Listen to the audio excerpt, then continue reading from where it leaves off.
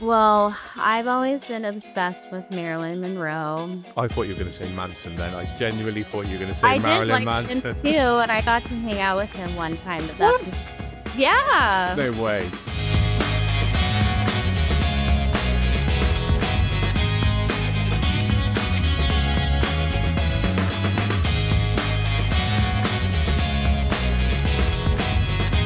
I promised myself I wouldn't do this, right?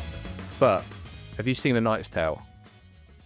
Oh my gosh. You know what? I haven't, but I think I know what you're gonna say. I just really want to start with, it's Jessica from Liechtenstein. All, That's perfect. all morning I've had Golden Years in my head because I kept thinking about it because David Bowie did that song Golden Years and that was in the film A Knight's Tale. And I thought, I'm like, oh my God, I've had this in my head all day long. And I'm like, don't do it, don't do it, don't do it, don't do it. Hey, I didn't I do it. love it. It could be cut out. It's fine. No, leave it. It's great. So, Jessica, firstly, thank you so much for coming on the Coffee Chaos and Confidence podcast. Second, um, you're a brand story strategist. And as you know from my previous business, the slogan in my previous business was "We tell the story of you." So, I think there's only one question to ask you: what's your story?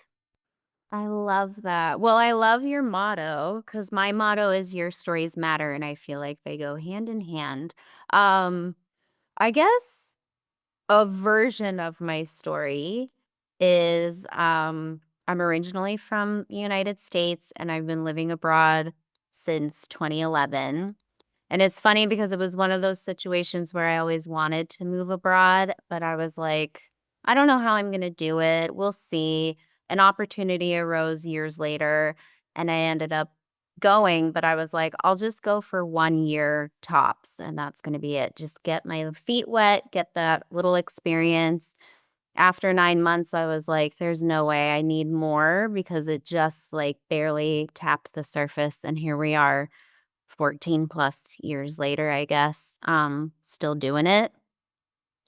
And that kind of leads me to I'm the type of person that seeks like adventure. I love how people, no matter what the story or the language is, shared language, the culture, whatever, stories is the thing that really like bonds people. It's something you can break bread over. It's something that people can all, no matter what, have some kind of relation to.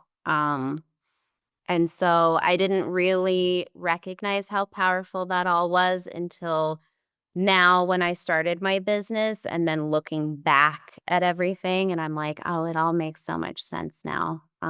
So yeah. Oh, beautiful. So, scroll back to 2011. Then, where did you go on your first adventure? I started out in a tiny town in United Arab Emirates called Al Ain. It's part of the Abu Dhabi Emirate. Hmm. And yeah, so I started out there and being there, I was like, that in itself is going to be a huge adventure, like living in this totally different culture and learning all these new things. And then being in kind of this like centralized place where you can just travel easily to Asia, to Europe, to Africa. And I was a teacher, so you had all the Oh, school wow. holidays. And I was like, take full advantage of those school holidays and boop all over the place. So it became quite addictive. Wow. Wow. What sort of were you teaching a certain age group or? Mostly, well, all primary, but mostly kindergarten. Oh, So cool. little guys. So you were like the female version of Arnold Schwarzenegger, right? Yes. And Amazing. Did totally. you have a whistle? No, but I should have. My voice is squeaky enough. I think I didn't need the whistle, but yeah. Okay. Yeah. Amazing. I was going to say you've got quite a strong accent, so I'm guessing like you still keep in touch with people at home and so forth. Yes. You think I have a strong accent? That's funny. Because most people in the US are like, I can't tell where you're from because I mean, it within the United States. I don't Yeah. have like a dialect token accent. But, yeah, I keep in touch with everybody back home. Most of my clients are there. So I kind of operate like I have my nice slow mornings and then my busier afternoon evenings. I love that. That's a cool way to be, right? I think so. I think I mastered I found the trick. Yeah. So Mhm. what made you have that transition? Because bizarrely on the second episode we had Jen, who's a friend of mine from the States, and she's a teacher. And she's made the statement that every teacher is a certified badass. Would you agree with that? Yes. I love that. I love that. And she'd Kinda be very happy with that as well. What was your transition from being a teacher then? So where did you move on from there? Was there like an epiphany bridge moment for you where you just went to that next step? Yeah, it was it's funny because when I started teaching, part of it was, yes, I wanted to go abroad, and this was like the window or the door that opened to it. But the other part of it was I always wanted to do something that I felt very meaningful and purposeful and of service. Mhm. And so I thought teaching is gonna be perfect for that. And by the 3rd year, I knew, like, this is not my long-term plan. It just did not fulfill me. I was so exhausted. Anything when you're doing something and it's just rubbing you raw Mm. Yep. because it's so not you. So I had to admit that to myself, but I also didn't know what else I was gonna do. I still was a teacher for a total of 10 years. And so through those last like 7 years after my admitting that this is not my long-term plan, I just really like explored other options. I was blogging and writing a lot, something that I really enjoy doing, and kind of seeing like what else could there Mhm. be. Still never landed on anything, but once the pandemic came, it was like the perfect recipe to one, have time out of the classroom to really reflect on this stuff because we weren't able to teach in person. So that was like the first time you're moving fully remote. And I was like, I'm just going to rely on the things that have always helped me process any of my life transitions and all the like upheavals. And I got my journal out and I just started like writing what are the things that really light me up and what are the things that I really enjoy doing, like despite the money. Mhm. And writing kept coming up. But I was like, "How am I gonna make money writing? Like, I'm not gonna write a book and And so then I learned about copywriting and I was like, that could be something. So I started my first business as a copywriter. That's what ultimately took me out of the classroom. And then once I started working with my clients, I was like, it's nice to write nice words for you that, like, hopefully sell whatever it is, like, you're trying to sell, but what I really loved was, like, hearing their story, like, "Why did you start this business to begin with? What is it that's, like, making you wake up every day to do this?" And I also realized that once I knew that story, the copy was so much better because you could infuse so much more of their personality and like their mission and the whole reason you're trying to sell this thing Mhm. back into it. And so that's when I just said, I'm just going to kind of focus on this side of the brand building. And that's how we ended up here. Amazing, amazing. I say recently, I quite a few years ago, I've always been I'll do that. I'll do it. I'll do it. I would need to edit something or create a video I'll just do it myself. It's quicker. And I always the same with copywriting. And and years ago, I had a friend of mine, bizarrely, he's from America who was living over here.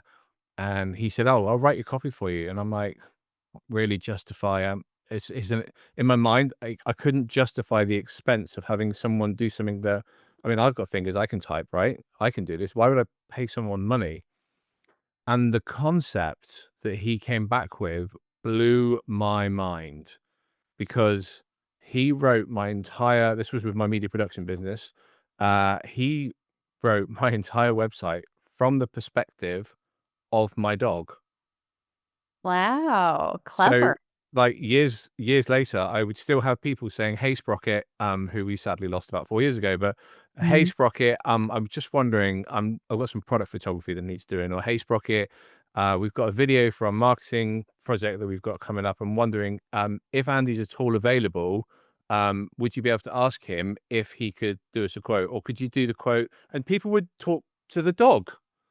I And they love did it in such a way that, and he what I loved about it, there was a copywriting technique that, that you do, and I can't for the life of me think of what it was, but there was one particular page, he asked me for 7 words, and there were 7 words, and he then picked a certain number of, words that he was gonna use within the copy, and I think it was just almost a bit of a personal challenge, but I think I've got a funny feeling it was something to do with 21, but basically, he wrote the whole thing, and I had already preempted where those words were gonna go within the copy, and it was seamless. And it Wow. was like, I loved it because, to be fair, he kind of taken the 7 key points I wanted to get across, but got them in. And it kind of opened my mind a little bit for why you don't do everything yourself. Right. And I think a lot of the time, we do work on this principle, especially when we've got our own businesses. It's like, oh yeah, I'll do that. I'll do that. I'll do it and I'll do it. So have you found that, like, people are, once they start working with you, they're more open to kind of exploring what else they can sort of achieve within that sort of brand story? Yes, also, like, I feel like when I'm working with people, they're realizing too, even though it's their story and it seems so natural to just know what your story is and be able to tell it, that there's oftentimes something that's preventing you from really like sharing parts of your story that matter to the whole big story. Mhm. Um and even if they get that big story kind of formulated and they know how to share it, then there's the next part of like, well, actually, how do I share it? Like, actually, what am I doing with this? Like, this sounds really good, but am I just putting it up on my about page? Am I just like, where am I putting this? Yeah. So for sure, a lot of things that even I didn't realize would be coming up, especially with like the shame parts of the story that people don't wanna share. That surprised me, and then it made so much sense, though. Yeah. Is it the shame part that's the biggest, I suppose the biggest, like, hold back that people, they don't wanna share those bits? Or do you find that sometimes some people also don't wanna share their successes as well in the same ways because they, again, in a shame way? Yeah, that's true. Because it really is like I think I heard this recently, something about there being a fear around almost like gloating, like feeling like you're talking like, "I've accomplished this, this, and this." Like, there really is like, I need to keep myself small. Mhm. So yeah, it's like the 2 polarizing parts of it. Yeah, yeah, totally. When you were sort of going through that whole kind of transition yourself, did you then create your own story for, like, your own? Because I have to say, I did have a look at your website and was like, it just feels really like it flows really nicely. Did you do that yourself because that was part of your own journey as well? Yes, and really, like, the story thing kind of all came together once I did it for myself, because when I first started this business, I was like, "How am I explaining to people that I am coming from a teaching background now into marketing when I have no business experience? I'm not someone that's, like, coming out of corporate. I'm not" like, you Mhm. hear those stories and you think that's the normal pivot Yeah. story, and I didn't have the normal pivot story. And so even myself, like I had a lot of shame and hangups around like um telling a story that was going to still position myself as I'm really good at what I do. Yeah. And so but also like it came about later when I was doing all the copywriting and working with clients, and I really actually wasn't that happy. Like, I was finding myself kind of back in that place of, "What am I doing all of this for?" Like, it Mhm. was feeling very much like the teaching days of, like, I thought this was gonna make me happy, and it's just not. Yep.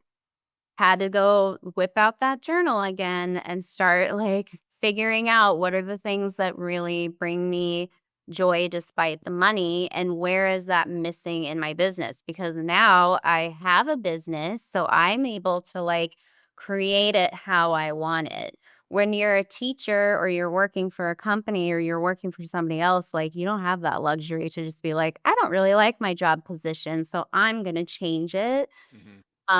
Once I started realizing that, I saw that it was what my dissatisfaction with it was this, like, transactional deliverable thing. So you're coming to me, you're saying, "I need a sales page." Okay, we do a little bit of work together. I get, like, the bits and bobs that I need to put back into your copy. Then I come back and I deliver it to you, and that's it. And I really like the collaboration and working together and really getting what I need by hearing you speak was what was really missing out of this. Mhm. Um, and then through that whole process, also realized I just want to focus on the story part. I don't even really want to like keep focusing on the copy, but let's start with your story. Mhm. I just want to help people with their story. And so everything through that changed, and then I had to change my story because now it's like, how is all of this gonna make sense? Mhm. And then it was like going back through my own process that I take people through now and finding out that, oh, stories have been like a fascination and a part of my life forever. History degree, watching every documentary I could possibly get my hands on, reading every autobiography, like, just nerding out over people's stories and experiences that might not even lead anywhere, but it's just like, "Tell me everything I wanna know." And, going through my own process and rewriting my own story that then made sense, and then it was easier for me to talk about what I do. I was like, "That's what I have to help other people do now." I talk about this a lot with clients, and this is something that comes up quite a lot with people, is when I say to them, "So what's your story?" And it's sometimes I love what you're talking about, and I love the way, you're trying to get that message across. But it's funny that it's quite often, because you said I had to change my story, and I feel like sometimes you get a lot of people that will be like, "Oh, this is the story. This is what it is. This is what it is." To the point that it's getting to the point that, it's that whole thing, and that if you tell yourself enough times, you'll start to believe it. Um, but I think that works in a positive as well, right? I mean, I'll use Tony Robbins as the example, but Tony Robbins used to have the cassette tapes, and there was the "All I Have Is Within Me Now," and it was like when you start repeating those things, and it's a bit like morning affirmations, isn't it? So was there a story, sorry, I'll rephrase that. Is there a time when you're working with a client where you are genuinely like, "I just don't think this is your story?" All the time. Yeah. Yeah. A I lot of love time. that because there's a massive beaming smile then that was like, that's where if I feel like that's where you get your buzz, right? Oh, yeah. Because it's all like they always come to me with, like, a very surface level, almost, like, chronological series of events that I if I went to their my Siri thinks that I'm talking to it. If I went to their LinkedIn, I would be able to, like, see the same information they're telling me, Yeah. and I'm like, "That's not your story, though." And then once we start talking and I'm asking certain questions, then the juicy bits come out, and it's usually like, the juiciest bits for me are usually like a someone who came into their life at some point and kind of helped them see or navigate a different way. I always find those stories to be extra relational because I feel like when we hear that, it's like I was journeying along and I was kind of feeling lost, and then this someone came in and like sparked something in me. Like I got to see myself through somebody else's eyes, or I saw that something was possible that I didn't think was possible for me before, whatever that was. It's like your genie in the lamp moment, right? Yeah, and I love that, and I think a lot of us have, even if it's not a person, we have those moments, like, we have those, like, pivotal times or, like, in some cases, it's a challenge or, like, a hurdle that you have to overcome, but we usually have, like, very few of us have these, like, very linear paths. But I think if you think you have a very linear path, there might be something missing. Yeah, I think it's a bit like the I always like listening to Dr. Joe Dispenza talk because of he basically was broken. And I think it was a car accident or something happened and he was just like but it's that the work he did and that was the beginning of his story, you know, he'd everything he'd done before, not that it didn't matter because that's all part of the grounding and part of the roots of the story, but I always like listening to it because I'm like, wow, like amazing. Right. So with that in mind then, what was your favorite story as a little girl? Well, I've always been obsessed with Marilyn Monroe. I thought you were gonna say Manson then. I genuinely thought you were gonna say I did Marilyn like him Manson. too, and I got to hang out with him one time, but that's What? yeah, No way. I did. And I even asked him about the rumor of the missing rib. Oh, I j did you ask him the rumor about the Wonder Years? Because everyone at my school used to say Marilyn Manson was the kid in the Wonder Years. Oh, that's so The funny. guy with No, the glasses, they was like, "Yeah, yeah. that's Marilyn Manson."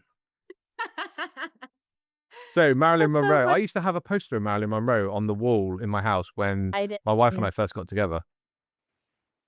She was my favorite. I had her all over my room, and, like, once I knew her story, it made me love her even more, and I feel like that's usually what happens with people that we end up following and we really feel like a connection to. It's because you heard something in their story, and she has one of those stories that's very complex, and you can kind of, like, pity her childhood story, Mhm. but I think, like, as an adult looking back, it's more like the story that I resonate with more is how, she really presented herself in a certain way to make the public think she was one way, but very in a very calculated way, knew that she wasn't as dumb as she's, like, presenting herself to be, Mhm.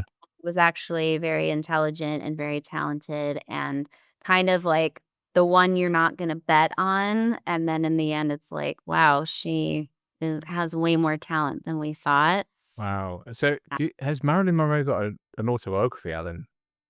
Oh, millions. Oh, But really? autobiography, yes, they pieced together some of her, like, memoirs, I think. Mm. It's a full written 'Cause I've thing. always I just thought then, I thought that would be a really interesting read because 'cause I've just listened I normally listen to audiobooks. I'll have a book that I read at night, but throughout the week, I'll be listening to multiple audiobooks, and I've Yeah. just finished Mel C's audiobook Oh, from The Spice cool. Girls. Yeah. Amazing story, Oh, heartbreaking, me but an amazing story, so I love when you said about Marilyn Monroe, I instantly kind of trigger it reminded me of, like, almost the way they go through this whole thing that, you know, that we don't see as well, do we? And when yeah, you know their story, you're like, "Oh my god," I'm, like, so much more sympathetic to it, but also it's inspiring and, you know, motivating as well. yeah. I So love is there a documentary, like you're saying about autobiographies, is there an autobiography or a book that you've read that again is that story for you that just like, wow, that was really inspiring? Off the top of my head, I can't remember any, but when I was in history, I loved, like, modern history. I wanted, Mhm, like, modern European American history because I loved World War I, World War II, and all of the characters in that. mhm, And it's funny because when I was in history, I didn't like, I think there was a lot of questions why I was there. mhm. most of my colleagues were like, they really liked the ancient stuff and they liked the, um, I don't even know, medieval stuff, and none of Yeah, yeah. that interested me as much. So my professors were very kind and just kind of let me do what I wanted to do.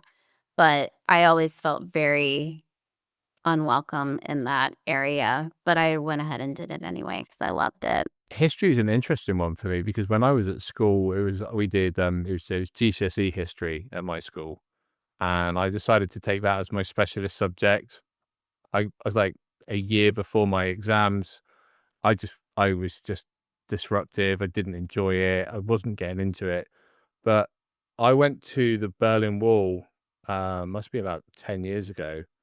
And there was that moment for me, again, that like epiphany bridge moment for me where I just went, "Oh, wish I'd paid more attention." Because when I was 15, you know, I was too busy drawing helicopters, playing with my mates and having fun.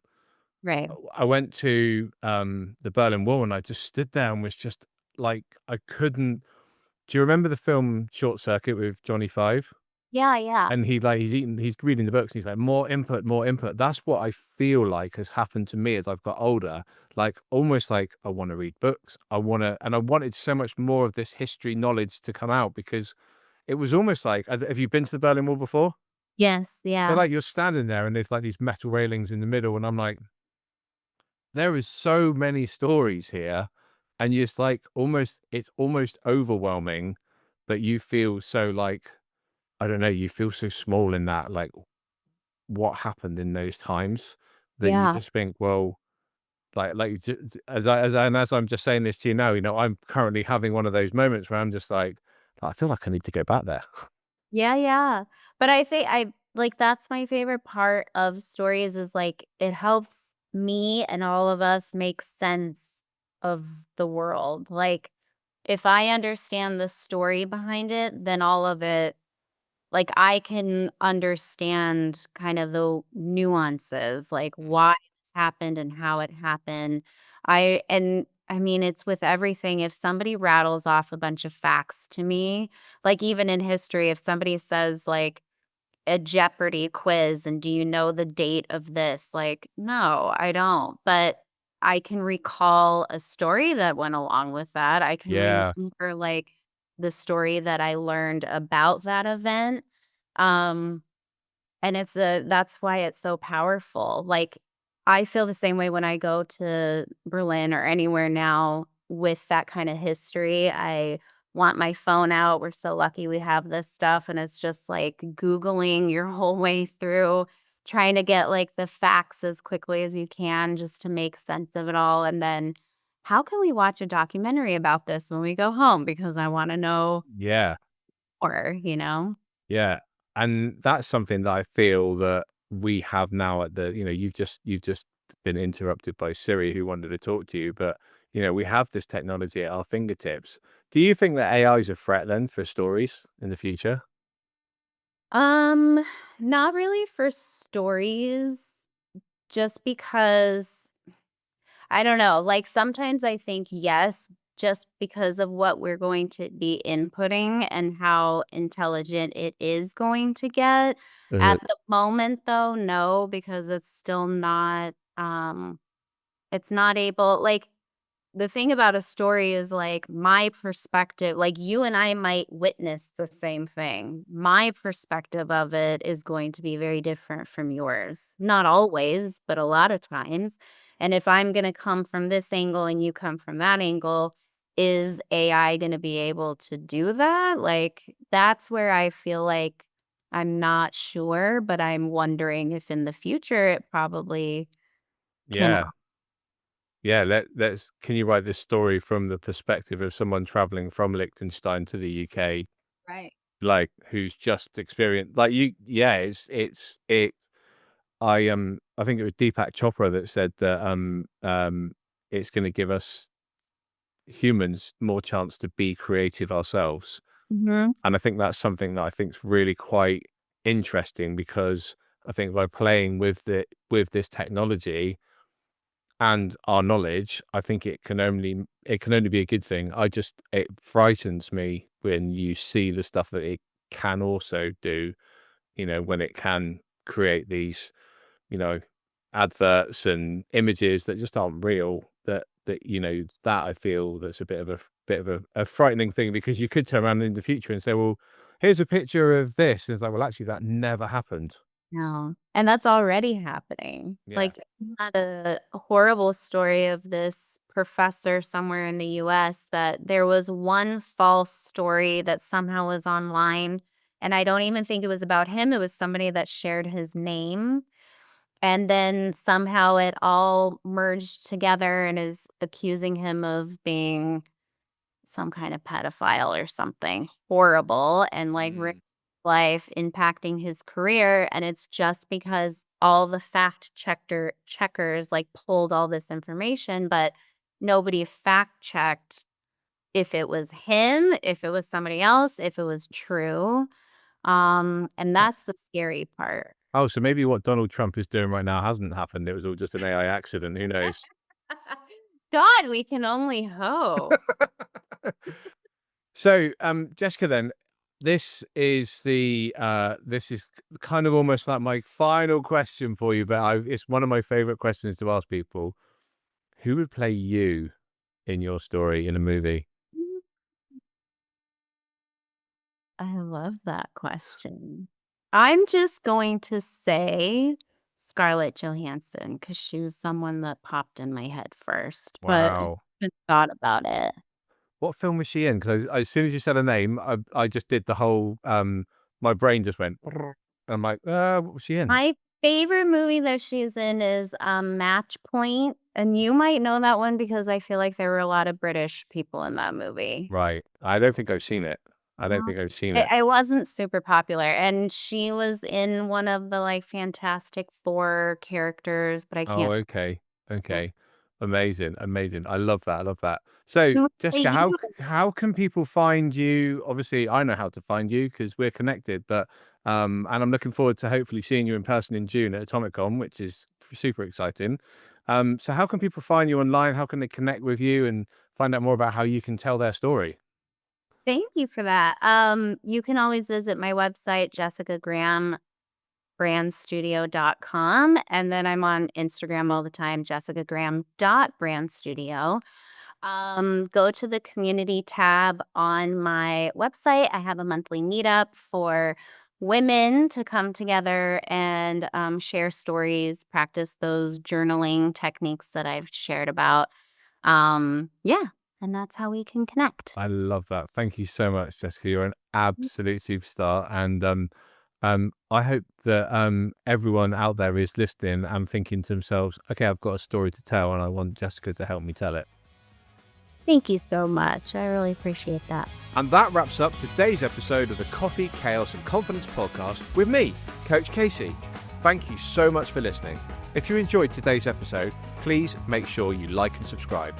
It helps other listeners find the show. Also, go and check out the show notes to learn more about my incredible guests. Until next time, make sure you chase your dreams without limitations.